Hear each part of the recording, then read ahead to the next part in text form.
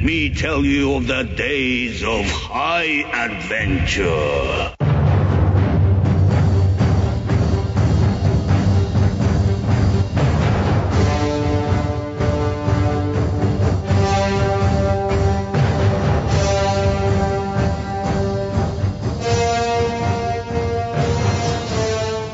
Hi, I'm Kevin. And I'm John. And this is 6 Degrees of Schwarzenegger, the podcast where we take a long, hard look back at some of our favorite action movies from the era of Arnold. Schwarzenegger is the icon of the genre, and we're taking a deep dive into some of these 80s and 90s cult action movies and breaking them all the way down.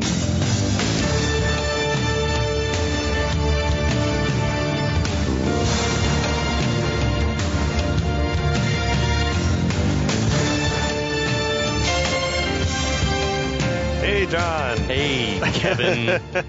Hey, my man. Now I'm speaking to you as someone who's finished watching all of Under Siege now. Yes, I've seen the whole film. What'd you think? There were some things that we spoke about in previous installments of this here podcast series that I pointed out, and I was like, that seems fishy, and that they then indeed paid off. Maybe not in great detail, but at least like questions were answered that I suspected some things that we'll get to later on. Sure. But as on the whole, as a film, I can see why people loved this movie so much when it came out. Definitely. It delivered everything you want. Yeah. Action. Yeah. Babes. And guns. It seemed like most of the positive, like, Ebert and others were like, yeah, I know this movie is silly. I know it. But there are great performances. And he was like, the star of the movie itself was the fact that they did it on the boat, on a boat. Yeah. And that it features prominently in every scene. It is a character. The reason why so many of those Die Hard on a blank movies worked is because it's a good formula for an action movie. Like if you do it right, it's going to be an enjoyable movie. Yeah. And I did. I enjoyed it. So we're picking up in spite of itself. Oh, another bit of business to get to before we get down to the film. Yes. Is earlier on an episode, we questioned what it's like. What are your hours like when you're working on a battleship? Like, are you working a 40-hour week with a couple days off? Yeah. Or what? And all of our Last of the Action Heroes podcast network listeners are probably familiar with Ryan, who's like the guy who assembled this. He's the Captain America. He is our Nick Fury. he's Nick Fury. Ryan, he's in the Canadian Navy. So we went to him for our expert opinion. We should have had him as a guest probably on this. We should have. But some point, known. We'll get to it. We'll get to that at some point. Do it all over again. Start from the beginning. But so Ryan says when you're at sea, when you're not on shore leave, basically you're working 7 days a week, 12-hour days, like 7 hours on, 7 hours off, 5 hours on, 5 hours off. Okay. Then do the whole damn thing over again. So that's something that I learned. Yeah, I like that. I mean, yeah, I guess that makes sense. What else are you doing? Yeah, there's little else to do. You're sleeping. I'm sure they're playing games there's probably a rec room and a TV room and well, now who knows what all is on a ship now? Yeah, probably all sorts of shit. You got your PlayStations and Xboxes probably. But yeah, so thanks for that helpful intel from Ryan. Yeah, and thanks to everyone who's out there listening. Last of the Action Heroes Podcast Network listeners and otherwise. Yeah. My mom, thanks. I'm just kidding. She doesn't listen to this. Hope not. She doesn't. She'd be scandalized. She would be. That's funny. But I'll try to catch us up on the plot. This is episode 4 of our breakdown of Under Siege. Yeah, what the hell's happened in this movie so far anyway? So the USS Missouri is on its last voyage. It's going to be decommissioned. We had some terrorists take control of the boat, led by former CIA agent Bill Stranix, as Tommy Lee Jones. On the boat, we've got Commander Krill, played by Gary Busey. Sergeant name, Sergeant Shrimp. He is in league with the bad guys. He's helped them take over the ship. He killed the captain in a fit of just unhinged, the captain doesn't like me. Yeah. And I don't think he gives me enough respect. Weird. Remember how obsessed he was with rage. I'm going to kill him, then I got to get into that safe because I want to see what he's writing about me in his captain's log or whatever. I mean, he is self-obsessed. Yeah. And narcissistic personality disorder. Also on the boat, well, basically the bad guys have taken almost the whole crew and locked them up in the forecastle. Right. But they missed Chief Ryback, who's the ship's cook, played by Steven Seagal. He's gotten loose. He's running amok. We come to find out he's a Navy SEAL. Holy shit. We did find that out already, right? Yeah. Okay. I wish he was there now. I don't see a top hand on the teams. We'll leave the light on for you. Top hand on the teams. God bless Dale Dye. Hell yeah. So Ryback's running wild on the boat. He's killed a couple of guys. He has gotten he's freed a stripper who was there for the captain's birthday party. She's also like a playmate and an actress. She was in a Hunter episode. Man, do you remember we talked about this? Like Hunter comes on. Who was that actor? I can't remember. I can't remember. No one knows his name. He had bit parts on Cheers. He was like an old baseball buddy of Sam Malone's on like a handful of episodes of Cheers. But yeah, I remember Hunter well. There was a whole you had like Renegade. That's when it was A-Team. That's when it was time to start doing my housework. Knight Rider. You had all those syndicated action series that you don't really get that very much anymore. No. But so basically what's going on is Ryback has made contact now with the Navy brass who's back on shore. I guess he's about to fill them in on what's going on this boat. Yeah. So lead admiral guy tells everyone to shut the fuck up and listen as they patch Ryback through. Ryback tells them that there are about 30 bad guys on the boat, and they're like, okay, just hold on a moment, stand by. So while Ryback's on hold, Breaker, who is this shady fucking CIA guy who we know had dealings with Stranix and who we know doesn't know that there is a nuclear sub, in fact, like en route. Right. He's like, there's no way there could be a sub, and then lo and behold, there is a sub. He's completely incompetent, and there's some shady shit going on with this guy that isn't really ever addressed in this movie. But anyway, he hits the mute button and asks how can we trust this Ryback? Maybe he's working for Stranix and these guys. And Dale Dye nearly comes across the table. Hey, I'll guarantee Chief Ryback, he's a good guy. He's a good guy. I loved that delivery. I love Dale Dye in general. We talked about this. He's just such an authentic you're right. dude. He's a good guy. He's a good guy. Dale Dye will fuck you up. Don't you disparage Chief Ryback. So then the White House guy, he pipes up and says that they shouldn't take the chance and they shouldn't tell Ryback they're planning to assault and or destroy the ship. So Dale Dye. Oh yeah, we didn't mention that, but there's like a SEAL team being en route to be inserted to retake the ship. And if the SEAL team operation doesn't go as planned, they're going to scuttle the boat. Blow it out of the water. Yeah. So Dale Dye jumps back on the horn. Ryback's like, hey, it's good to hear from you, sir. Dale tells Ryback that they only want Ryback to hang back and continue updating them. Don't do anything else.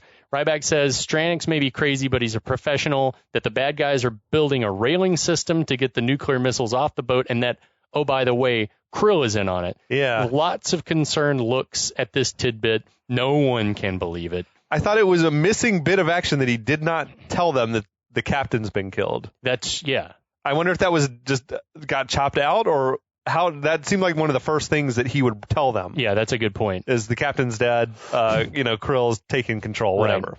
But anyway. So yeah, that's a great point. Dale Dye says that means the bad guys are in control of the entire ship. The Admiral tells Ryback to coordinate all his efforts with them to keep a low profile and just wait on the cavalry to get there. Which they just said don't tell him about the strike team coming in. He's like, just sit back and wait for the strike team. Oh, shit. So Ryback says he understands and that he'd better get off the horn before they're found out. The Admiral says to contact them in half an hour. And I'm like, well, how does he know he's going to be able to contact anyone? Yeah. He's like, it seems like a tall order. Make sure you call me back in 30 minutes. He doesn't. Yeah, he doesn't even know if he's going to be alive in 30 minutes. Anyway, so while all this conversation's happening, Breaker makes an aggressive phone call to who we just don't know. Yeah. So as Ryback hangs up and starts to pack up his comms gear, Jordan says, "You're not a cook." He responds while chambering around, "Well, yeah, I also cook," which was kind of funny. Yeah, no, this is one movie where I've seen Seagal and I'm like, it kind of works. What he's doing in this movie works. It works for his persona. Yeah. I also cook. I also cook. Yeah. So back in the Situation Room, the Navy officer lady briefs everyone on Ryback. He had an extremely distinguished career until the aforementioned mission in Panama that went awry. Poor intelligence led to most of his SEAL team getting killed. There's a shot back to Breaker here, so one assumes he's partially to blame for whatever went down there. He's wringing his hands and looking guilty. He's like, oh. So Dale Dye breaks in and says that Ryback's a warrior, the best there is. And then when he got back from Panama, he beat the shit out of his CO, which makes it sound like maybe he's not the best there is. I don't know. So he's insubordinate. But that backstory apparently is based on a real-life botched mission where SEAL Team 4 was running some mission in Panama in 1989. They went sideways and 4 SEALs got killed and 9 others got wounded. So I'm like, oh, this again, like as a movie, they're trying to base it in fact. Real world facts. Yeah. So Dale Dye tells us that the recently departed Captain Adams, so he knows that Captain's dead. Yeah, that somehow. must have been chopped. Maybe that was just a cut line. Either that or I was blackout drunk earlier and don't remember. No, I swear he didn't. But he was having. Ryback was mid-conversation with someone else before they patched him through, so maybe he had already relayed that information before. They had not been on the phone with Stranix earlier, though? Did Stranix say we killed the captain? Not that I remember. Yeah, but anyway. Now they're I was so drunk, yeah, exactly. I honestly don't remember.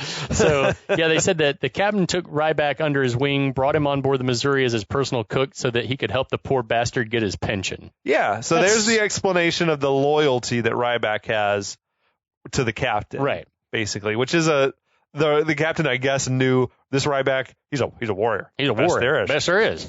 So you've got a friend in the diamond business. No, you've got a friend. Hi, I'm Tom Shane. This is Tom Bodette from Motel 6.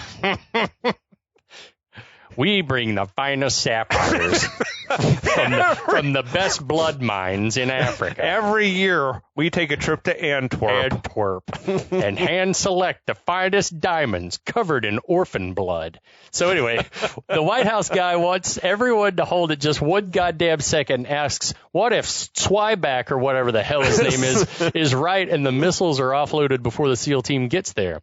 Breaker pipes up and says, there's no fucking way for Stranix to get past us. Every ship and sub at sea is being tracked from Pearl Harbor, which we know for fact is not correct. So that's called true. dramatic irony. They don't know that the sub is out there, right?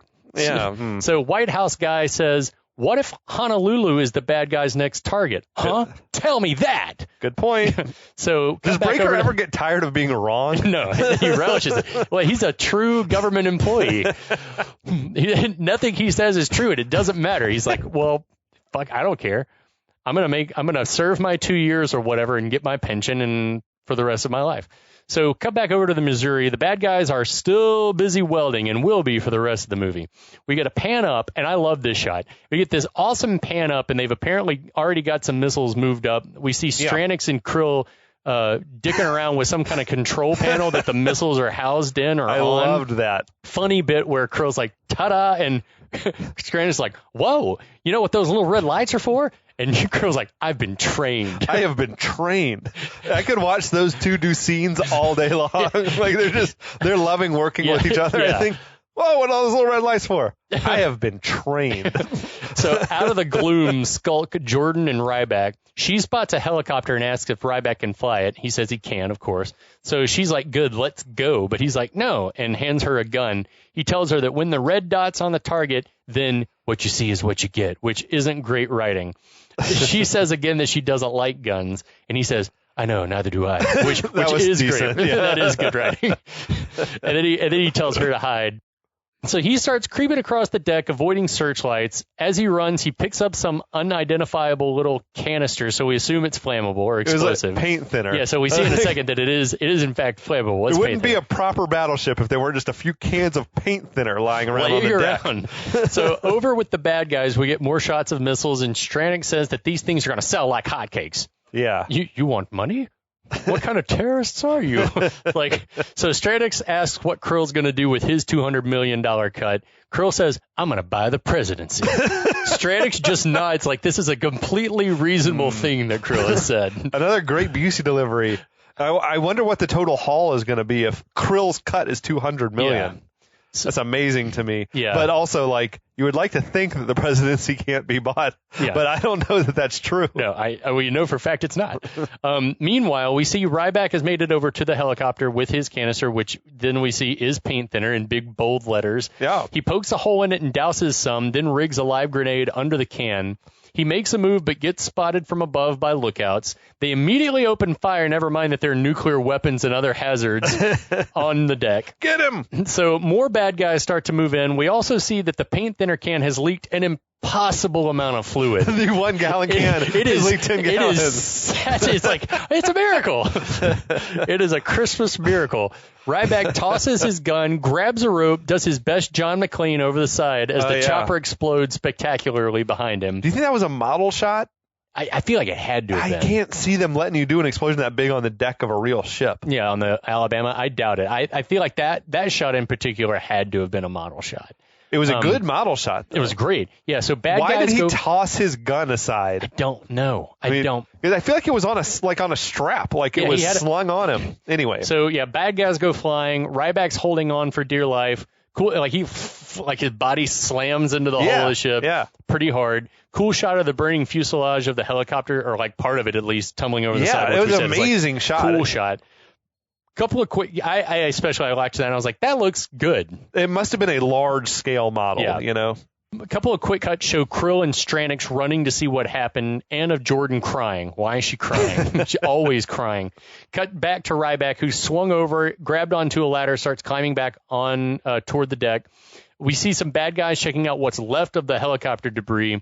One of the guys finds Jordan hiding. Well, the dudes are looking everywhere except over the side. Right. So he tells her to come out. Ryback crawls up just in time to see some goons taking Jordan away. There are 2 dragging her and 2 like running point out in front. Ryback takes cover to assess the situation, pops out, and I stopped this over and over to see exactly how all of this was accomplished. But he grabs the frontmost guy, pulls him in front of him like a human shield, kicks the other guy running point in the back of the head, knocking him down, then turns sideways, opening himself up to gunfire. Yeah. And takes out the other 2 guys that are holding Jordan. It was cat-like. Then shoots the kicked guy who's still lying on the ground, and then whips the human shield guy up towards him and shoots him twice in the chest. And it was a pretty sweet sequence. Yeah, it's lightning fast. It's the fastest I've ever seen Seagal move, really. Yeah. So he runs super awkwardly over to Jordan, who, I can't believe what you did. He grabs her and runs towards a door with more bad guys in pursuit. Inside, he closes the hatch, rigs a grenade to it, and then tells Jordan that they gotta move. He's got an endless supply of grenades. Just tons. His pockets are deeper. As the first guy reaches the door, Stranix and Krill run from the level up. Stranix is like, do not pursue that man. He's at least he's the smart one, Stranix. Of course, he's too late because a guy turns the wheel on the door and shit explodes. This guy is a pain in the ass. That was another great. The guy's a pain in the ass. It blew the hatch right off the hinges. Yeah. Like, that was a wild explosion. Yeah, I love how human Tommy Lee sounds. Like, he says it like he's not miffed, but just more surprised that Ryback's causing as much trouble as he is. Yeah. Which sort of this attitude toward Ryback plays out more and more, that you could tell the bad guys kind of like this guy. Yeah, they can appreciate an efficient killer. Yeah, the carnage is to be commended. So Krill says, I know just how to deal with Ryback. Everyone turns and looks with interest. Why is anyone still listening to Krill I feel like every time something happened, Krill's like, I got this. I can handle this. I know just what to do. Cut to the bad guy command center where Krill is using a big ass knife as a pointer. He said that was so weird. He's waving that thing around. He says a line. He says, "This insanity is so logical." And I'm like, are we talking about Ryback's insanity or your own insanity? I don't know. I think, I dug the line, though. It's just such a weird Busey thing to say.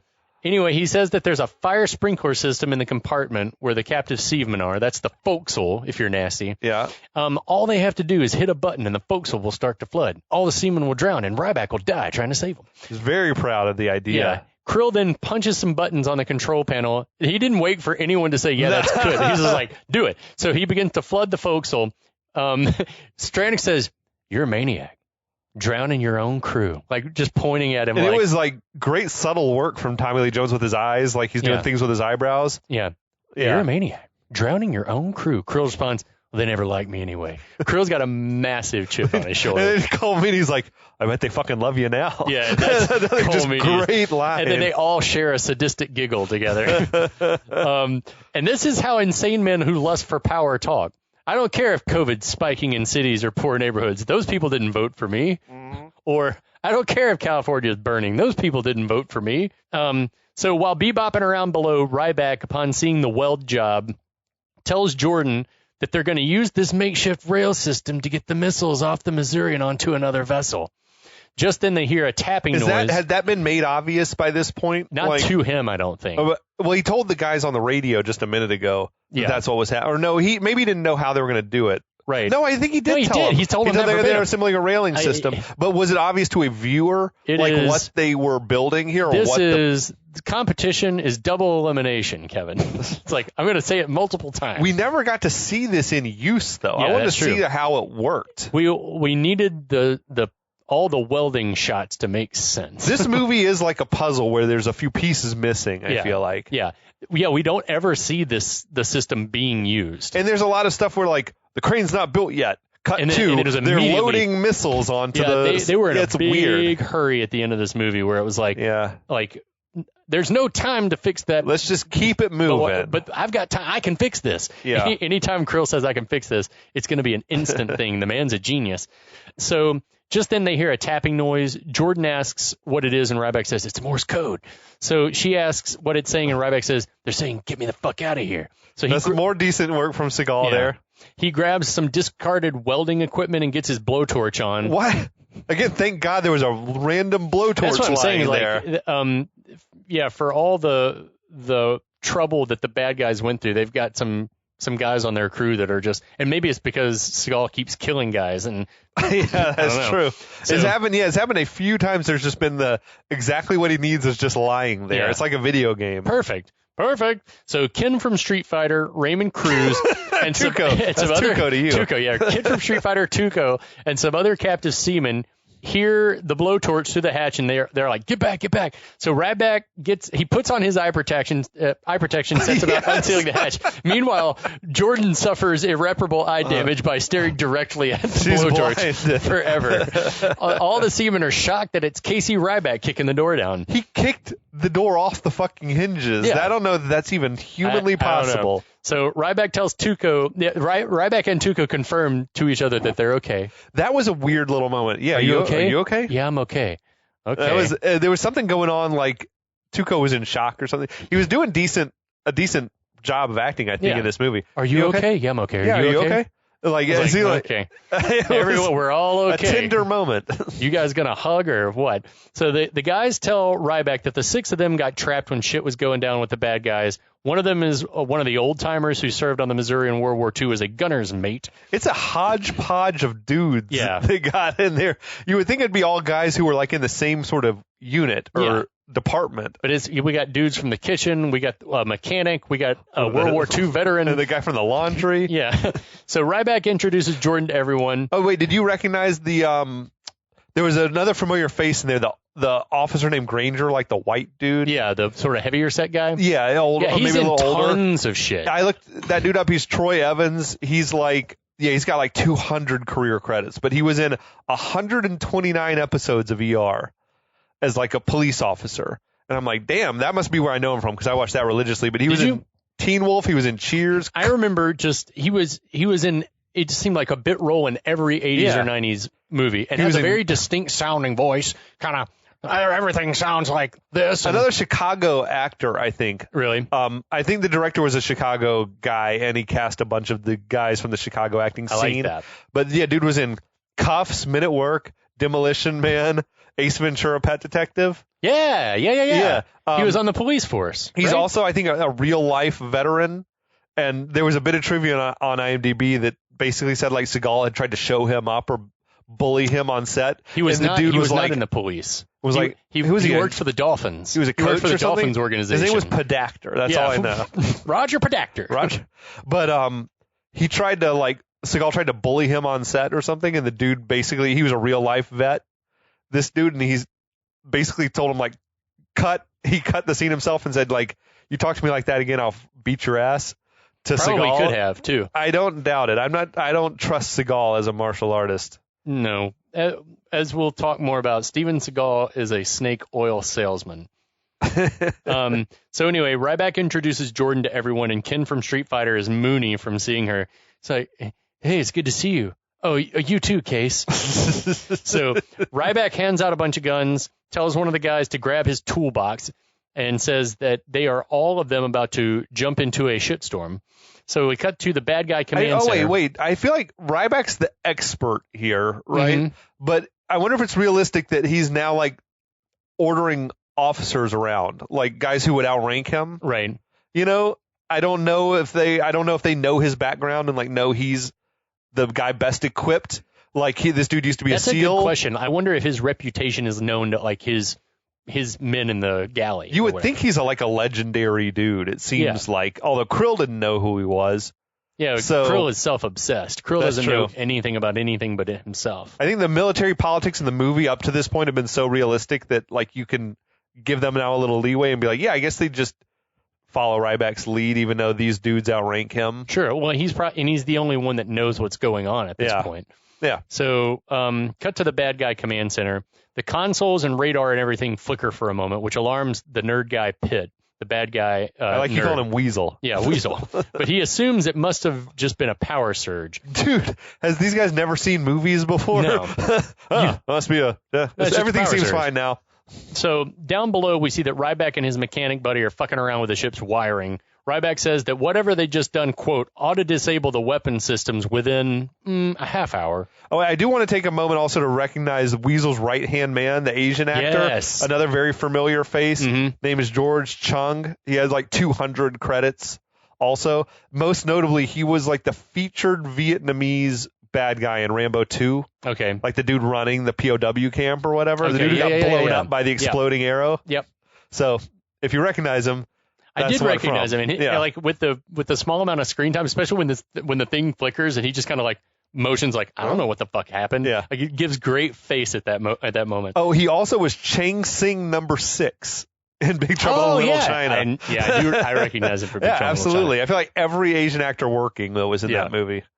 So Ryback, says that whatever we've just done ought to disable the weapon systems within a half an hour. And I'm Wait, is that how that shit works? Why would it be on a delay? A delayed reaction? What? Why not knock them offline now?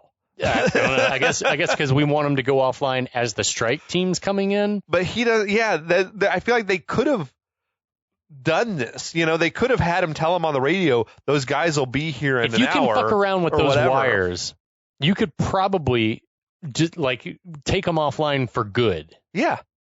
They could have probably gone somewhere and just disable, like cripple the ship. He probably could have scuttled the boat. Yeah. Truth be told.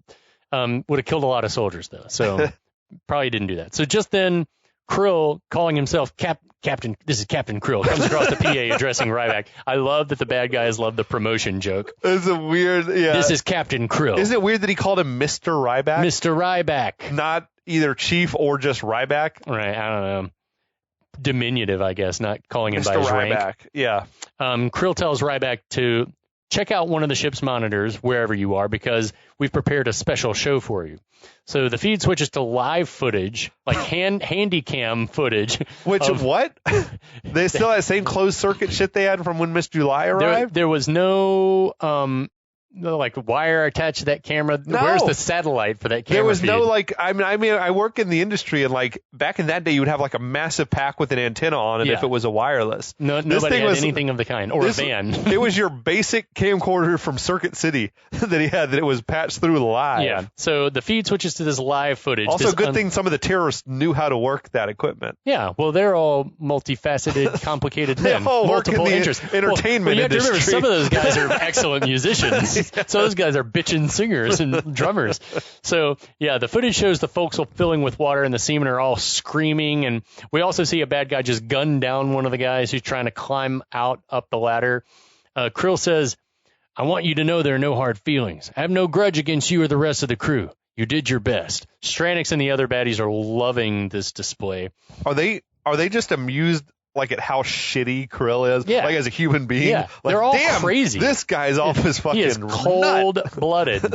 So Ryback says they've got to rescue the men, but then the dude, the veteran actor, is like, well, this is definitely a trap, though. Like, Yeah, we're walking, you know this is a trap. Like, you know this. And Ryback says, but we have the advantage because they're not expecting all of us. They're only expecting me. Mm-hmm. So Ken from Street Fighter does not make a good impression in front of Jordan when he starts protesting. All of what? I do laundry. I was ironing during the Gulf War. I ain't cut out for this hero bullshit. You're in the Navy, remember? It's not a job. It's an adventure. So to hell with that, man. I'm on a college program. That was, of course, the Navy's like recruiting. Yeah.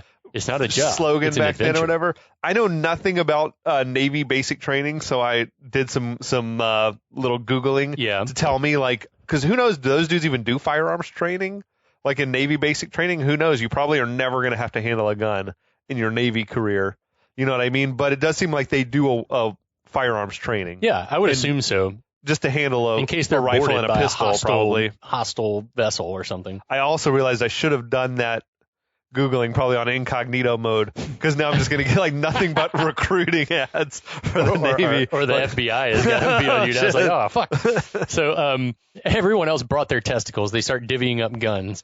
Ken says I'm going to stay and watch Miss July. But she's like, fuck that. I want to go too. So he's like, fuck it. But also, please show me how this gun works. How does it work? The student has become the teacher That's now. right. She like locks and loads. I know how to do this. When the red dot's on, what is it? We'll see what we see. What you see is what you get. What the fuck does that mean? So anyway, Ryback says he needs the lights in the main corridors out. So Flicker, his mechanic buddy, says, no problem, and the emergency lights will kick on soon. So we cut to the corridor, like outside the forecastle, which is, of course, crowded with gunmen. Mechanic cuts the lights, which surprises all the bad guys. Then from above, Tuco opens a hatch, drops a makeshift bomb on the guys. They all hit the deck as it goes off. A gun battle ensues. Too bad they didn't have anyone covering their blind spot. Yeah, like, why is no one watching that fucking manhole? And again, it's like because Ryback has killed so many people. They could have come from up there as well. Yeah, it was just an odd choice. I read that this movie, and we could talk about it later, but I read this movie had 100 body count. Yeah. And I feel like there aren't 100 characters in this movie. But I guess between some of the sailors and between... We haven't got to the helicopter being shot down yet, but I don't know if they're counting... Well, there was 20 guys there. That makes sense. They probably were. That makes sense. And who all was on the submarine later. All right. Then I can buy that. 100 people is a safe guesstimate. Yeah. So Ryback lays down cover fire so the mechanic can move up and close a valve that cuts the water flooding into the forecastle. That was a tremendously easily solved problem. Right. Wasn't it? That's the valve? We're done. Cool. Could not the bad guys in the command center just reflick the switch? Unfurl that. Yeah. I don't know. Maybe now it is like disabled, but they could turn the valve. Yeah. I don't know. So one of the good guys gets tagged. Ken pulls him back. Up on deck, we hear that the bad guys are planning to start offloading within the hour. Just then, Stranix is informed that Ryback has freed some guys and that they went to the forecastle, but that they're currently pinned down. Are they, though? Couldn't they just go back the way they came? Yeah, probably. So I do love the very cool pan and zoom up to Stranix and Krill, like standing on that beam. That's a badass shot. There was a lot of great angles and moves and stuff in this movie. Stranix tells his goons to keep Ryback contained and tells Krill, hey, good job, your plan worked. So he also orders that the anchor be dropped, footage of an enormous chain. Dude, wasn't that insane? Yeah. Imagine how heavy that shit is. I can't even. I guarantee that I couldn't move if that, like, just a link of that chain. No. I probably couldn't move with my 200 pounds probably. Yeah. Imagine if you touched that when it was like moving so fast, dropping anchor, just like rip your arm off. Yeah, right the fuck off. So down below, Ryback and company are indeed pinned down, but a call starts to come through on Ryback's comm gear just at that moment. I felt like somehow they had a lot more guns than they had a minute ago. Like everyone's got a machine gun now. Yeah. And I feel like a second ago there was two guns. There was two machine guns between them. Yeah. So Jordan puts the headset on and answers, hello? The military folk hear her voice and machine gun fire in the background. The admiral's like, who the hell is this? Jordan responds, who the hell is this? It was a nice moment for Erica. Yeah. The admiral identifies himself and says he's trying. Can you put Captain Ryback on the phone? Is he about? Is Chief? I'm trying to reach Chief Ryback. Is he about? So Jordan says Ryback's busy in a gunfight and that she'll have to take a message. White House guy yells and asks what the fuck is going on? But she says, all right, fuck, hold on. So she hooks Ryback's headset on so he can talk. Ryback's like, yes, sir. Admiral, this is Admiral Bates. I see you completely disobeyed my orders. Ryback apologizes and says that you can court-martial me if I live. You can court-martial me if I live, sir. It was a decent also delivery. Yeah, so Admiral says to listen carefully and tells Ryback that SEAL Team 5 is inbound and that if they should fail in the assault, that the ship's going to be destroyed. Then the Admiral, in a badass move, says, "Since your ass is on the line, sailor, I authorize you to do whatever you can to aid in the arrival of the SEAL team, because if I goddamn can't control you, I might as well support you, right?" That's affirmative, sir. Yeah, that's the right on, my man. So the Admiral hangs up. They got a lot of trouble on that ship. That was another great line. Great delivery. I wonder if it was like improvised. Ooh, they got a lot of trouble on that ship. He was enjoying, like the Admiral, I think, was into it. He's like, oh, he's fucking their shit up. Yeah. So having had enough of sitting around, Ryback grabs two machine guns. Yeah. I think it's all their machine guns, but it's not, because I feel like there are more machine guns. It's like Call of Duty or something where there's just guns lying around that you can pick up. He's like, here I go. His guys line up to lay down suppressing Leroy Jenkins. His guys line up to lay down suppressing fire. Ryback crosses his arms. I loved that move. I remember that. You love when people, like, this happens in a lot of because you couldn't shoot like that. You got to cross them. He runs right down the middle of the hallway, killing anyone and everyone he sees, regardless of whether or not it's plausible gunplay. Jordan herself, having had enough of hanging back, says, "Screw this," goes to follow him. Ken's like, "Where you going?" And then someone else yelled, like, to him, "What'd you say to her?" that shit was funny. Try harassing her. What'd you say to her, man? What'd you say to her? That's so funny. So Ryback's like, "What are you doing?" And she says, "The safest place to be on this ship is right behind you." I love the kid's like, "Miss July, come back here." Miss July. He doesn't know her name. And so there's this long moment where the camera hugs Ryback and Jordan, swings up a stairwell, back down to Ryback and Jordan, then back up, and finally one rando runs out and Ryback kills him. And that shit lasted forever. Yeah, I know, because I watched it 10 times, because that kill was 100% a different angle of a kill they had showed earlier with a guy getting shot on the stairs and falling down.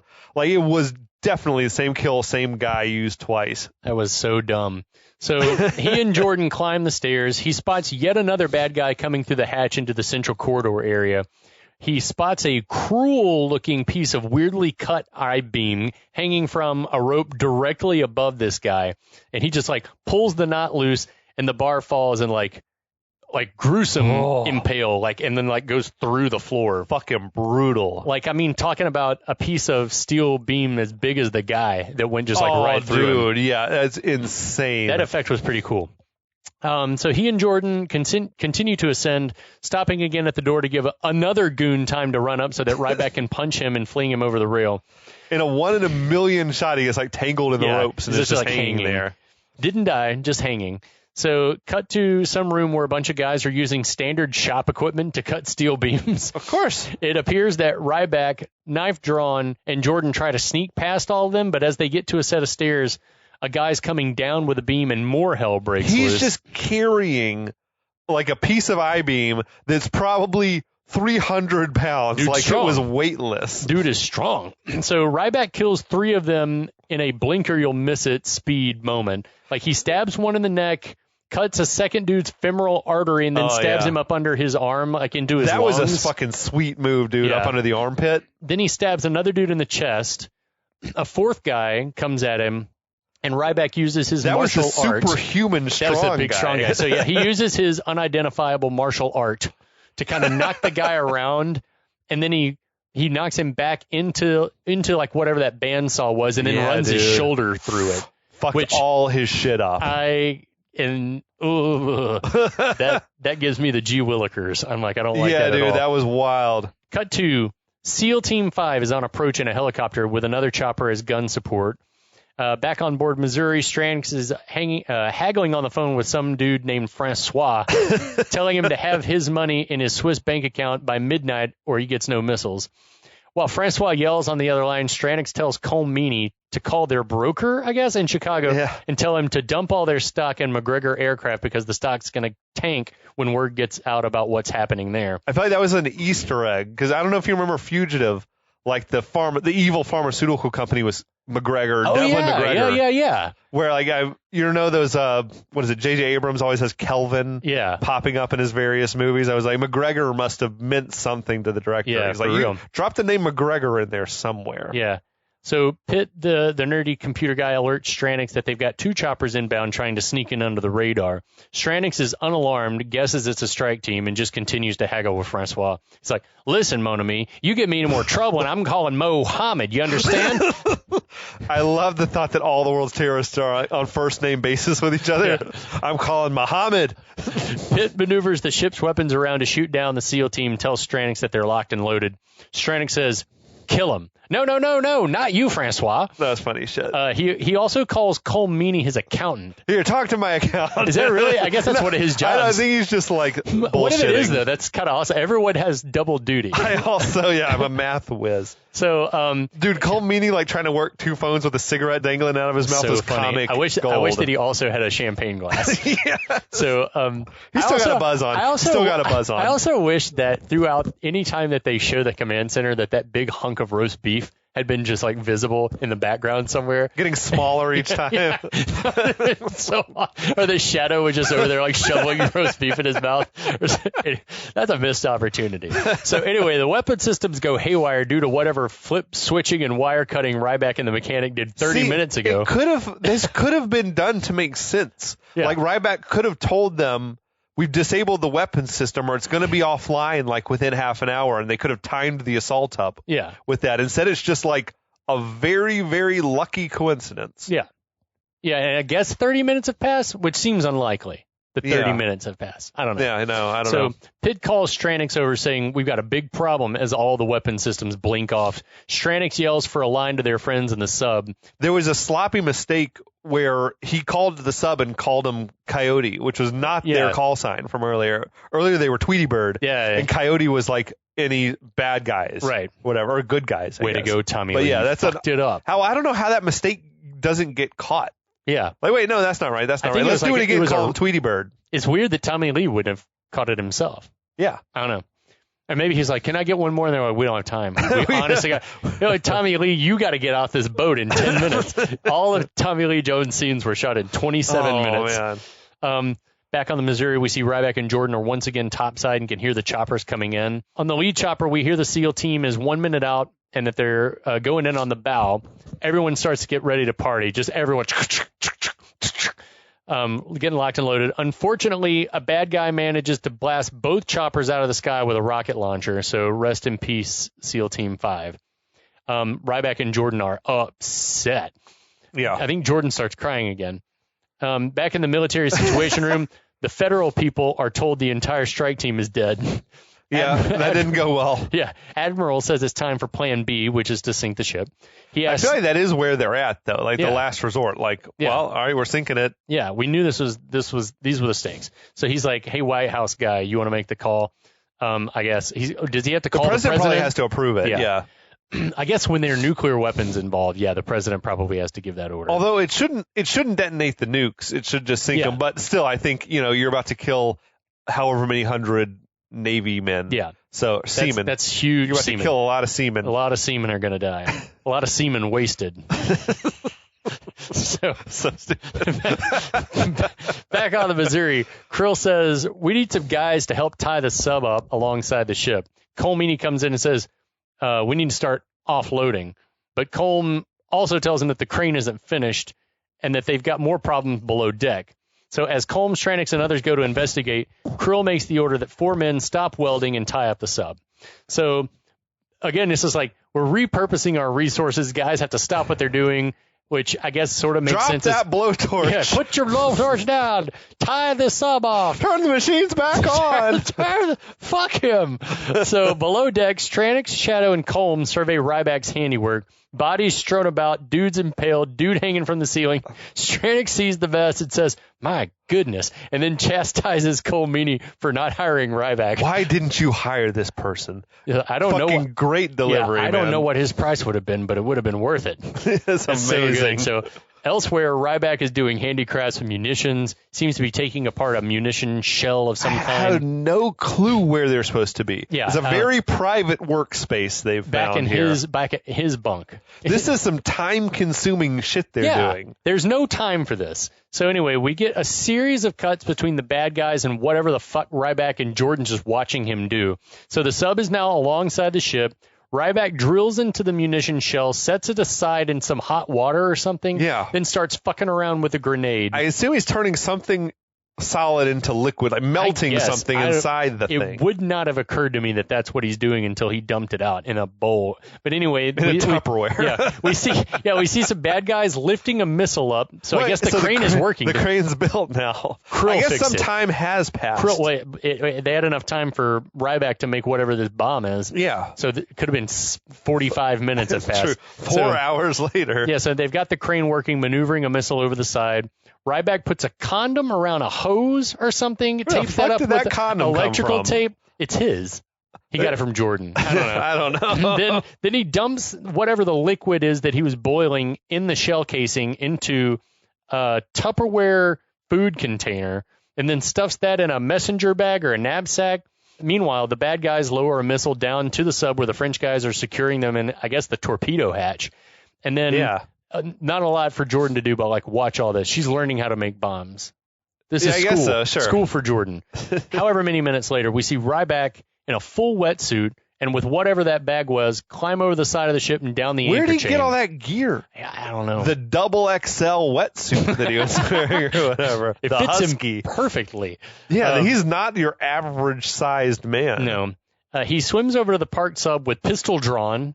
Is that gun going to work?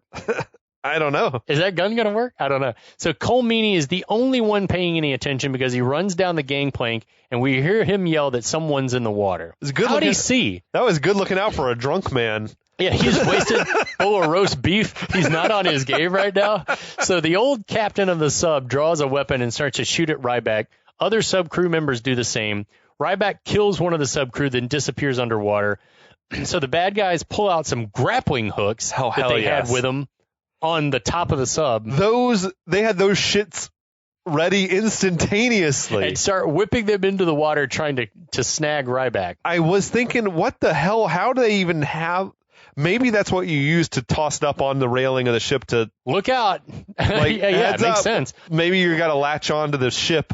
I don't know. But anyway... those are the industrial strength grappling hooks. They're like four prongs on those guys. So one of the guys pulls his hook up and there's some fabric hanging from it, and they're all like super fucking ecstatic. Like, we got him! We got him! Celebrate! So then we see Ryback popped up. His back is bloody and ripped up, and he tosses his homemade bomb into some crevice on something. I couldn't tell what it was in the light of the shot. Also, I don't know what sub-anatomy is until later. But Cole Meany yells down for the subcrew to stop jerking off with the grappling hooks and check the hull because maybe Ryback... It's always like, check for a bomb! Everyone's always like, check for a bomb!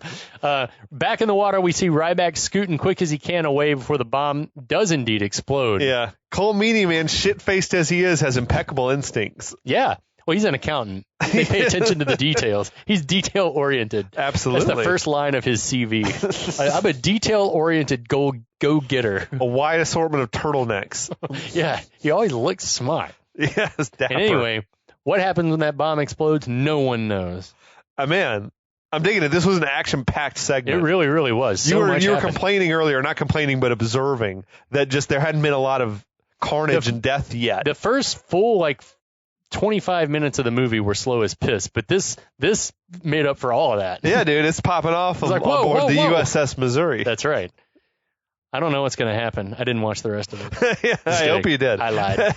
I lied. I let him go. If you guys want to know what happens in the last exciting, in not the penultimate, but the ultimate chapter of our series of Under Siege, you're just going to have to check in with us next week. We'll be back.